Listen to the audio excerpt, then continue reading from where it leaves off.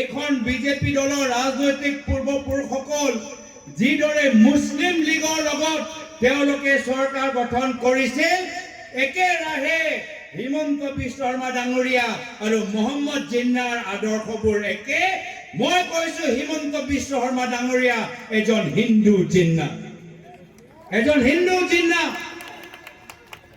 আমাৰ ভাৰতৰ মুছলিম ধৰ্মৰ মানুহবোৰ সংবিধানক সন্মান কৰে, মহাত্মা গান্ধীক সন্মান কৰে, বাবা চাহেব আম্বেদকাৰক সন্মান কৰে, শান্তি আৰু সম্প্ৰীতিৰ মাজত থাকিব বিচাৰে। আৰু সেইকাৰণে এতিয়া হিমন্ত বিশ্ব শৰ্মা ডাঙৰীয়া নিজকে হিন্দু নেতা হিচাপে এতিয়া প্ৰমাণ দিব পৰা নাই।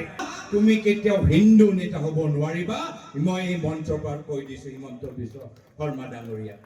এতিয়া এটা ৰং নম্বৰ AIUDF দল, তাৰপিছত UDF কি নিজকে হিন্দু নেতা হিচাপে নম্বৰ ডাইল কৰিলে, সেইটোও ৰং